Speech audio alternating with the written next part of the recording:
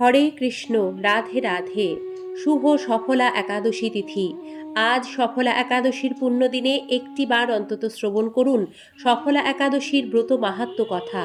ওম নমো ভগবতে বাসুদেবায়। পৌষ মাসে কৃষ্ণপক্ষের একাদশীর নাম সফলা। ব্রহ্মাণ্ড পুরাণে যুধিষ্ঠির শ্রীকৃষ্ণ সংবাদে এই একাদশী তিথির মাহাত্ম্য বর্ণিত হয়েছে। এই একাদশীর মাহাত্ম্য কথা এইরূপ। যুধিষ্ঠির মহারাজ বললেন, হে প্রভু, পৌষ মাসে কৃষ্ণপক্ষিয়া একাদশীর নাম, বিধি এবং পূজ্য দেবতা বিষয়ে আমার কৌতূহল নিবারণ করুন। পরমেশ্বর ভগবান শ্রীকৃষ্ণ বললেন, হে মহারাজ, আপনার প্রতি স্নেহবশত সেই ব্রত কথা বিষয়ে বলছি। এই ব্রত আমাকে যেরকম সন্তুষ্ট করে, বহু দান দক্ষিণাযুক্ত যজ্ঞাদি দ্বারা আমি সেই রকম সন্তুষ্ট হই না। তাই যত্ন সহকারে এই একাদশী ব্রত পালন করা কর্তব্য। পৌষ মাসে কৃষ্ণপক্ষিয়া একাদশীর নাম সফলা। নাগদের মধ্যে যেমন শেষনাগ, পক্ষীদের মধ্যে গরুড়, মানুষের মধ্যে ব্রাহ্মণ, দেবতাদের মধ্যে ভগবান নারায়ণ সর্বশ্রেষ্ঠ, তেমনি সকল ব্রতের মধ্যে একাদশী ব্রতই সর্বশ্রেষ্ঠ। হে মহারাজ, যারা এই ব্রত পালন করেন তারা আমার অত্যন্ত প্রিয়। তাদের এই জগতে ধনলাভ ও পরজগতে মুক্তি লাভ হয়। হাজার বছর তপস্যায় যে ফল লাভ হয় না, একমাত্র নিষ্ঠার সাথে সফলা একাদশীতে রাত্রি জাগরণের ফলে তা অনায়াসে প্রাপ্ত হওয়া যায়। এবারে এই একাদশীর পৌরাণিক কাহিনীটি শ্রবণ করুন। মাহিষ্মত নামে এক রাজা প্রসিদ্ধ চম্পাবতী নগরে বাস করতেন। রাজার 4 পুত্র ছিল, কিন্তু তার জ্যেষ্ঠ পুত্র লুম্ভক সর্বদা পরস্ত্রী গমন, মদ্যপান প্রভৃতি অসৎ কার্যে রত ছিল। সে সর্বক্ষণ ব্রাহ্মণ, বৈষ্ণব ও দেবতাদের নিন্দা করত।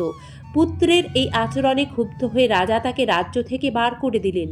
স্ত্রী, পুত্র, পিতা, মাতা, আত্মীয় স্বজন পরিত্যক্ত হয়ে লুম্ভক এক গভীর বনে প্রবেশ করল। সেখানে কখনো লুম্ভক জীব হত্যা করে, আবার কখনো চুরি করে জীবন ধারণ করতে লাগলো। কিছুদিন পরে একদিন সে নগরে প্রহরীদের কাছে ধরা পড়ল, কিন্তু রাজপুত্র বলে সে যাত্রায় অপরাধ থেকে সে মুক্তি পেয়ে গেল।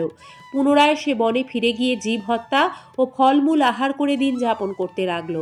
ওই বনে বহু বছরের পুরনো একটি বিশাল অশ্বত্থ বৃক্ষ ছিল। সেখানে ভগবান শ্রী বাসুদেব বিরাজমান বলে বৃক্ষটি দেবত্ব প্রাপ্ত হয়েছে। সেই বৃক্ষতলে পাপ বুদ্ধি লুম্ভক বাস করত।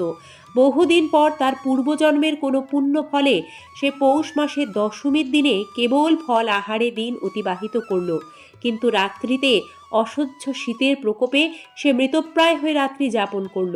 পরদিন সূর্যোদয় হলেও সে অচেতন হয়েই পড়ে রইল। দুপুরের দিকে তার চেতনা ফিরল। ক্ষুধা নিবারণের জন্য সে অতি কষ্টে কিছু ফল সংগ্রহ করল।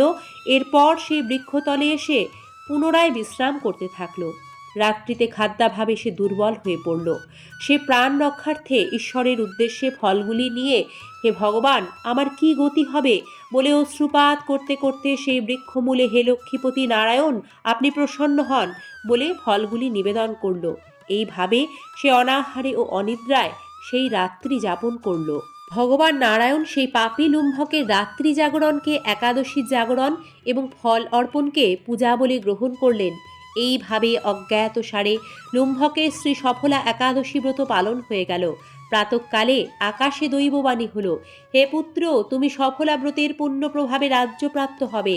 সেই দৈববাণী শোনা মাত্র লুম্ভক দিব্য রূপ লাভ করল। তার পাপ বুদ্ধি দূর হল। সে পুনরায় নিষ্কণ্টক রাজ্য লাভ করল। স্ত্রী পুত্র সহ কিছুকাল রাজ্য সুখ ভোগের পর পুত্রের ওপর রাজ্যের ভার দিয়ে সে সন্ন্যাস আশ্রম গ্রহণ করল। অবশেষে মৃত্যুকালে সে অসুখ অভয় ভগবানের কাছে ফিরে গেল। হে মহারাজ, এইভাবে সফলা একাদশী যিনি পালন করেন তিনি জাগতিক সুখ ও পরে মুক্তি লাভ করেন। এই ব্রতে যারা শ্রদ্ধাশীল তারাই ধন্য, তাদের জন্ম সার্থক, এতে কোনো সন্দেহ নেই। এ ব্রত মাহাত্ম্য পাঠ ও শ্রবণে মানুষের রাজসূয় যজ্ঞের ফল লাভ হয়। ইতি শ্রী সফলা একাদশী ব্রত মাহাত্ম্য কথা সমাপ্ত। হে কৃষ্ণ করুণা সিন্ধু দীন বন্ধু জগৎপথে গোপেশ গোপিকা কান্ত রাধা কান্ত নমঃস্তুতে। নমো ব্রহ্মণ্য দেবায় গো ব্রহ্মণ্য হিতায় চ জগদ্ধিতায় শ্রীকৃষ্ণায় গোবিন্দায় বাসুদেবায় নমো নমো। রাধে রাধে। শ্রীকৃষ্ণ কৃপায় সকলের মঙ্গল হোক। শ্রী সফলা একাদশী ব্রত কথাটি আপনাদের মূল্যবান সময় থেকে সময় বের করে সম্পূর্ণ ভক্তি ও নিষ্ঠার সাথে শ্রবণ করার জন্য সকলকে জানাই আন্তরিক ধন্যবাদ, বিনম্র শ্রদ্ধা। আজ তবে অনুমতি দিন, আবারও দেখা হবে নতুন কোনো সনাতনী তথ্য সমৃদ্ধ ভিডিওর সাথে আগামী পর্বে।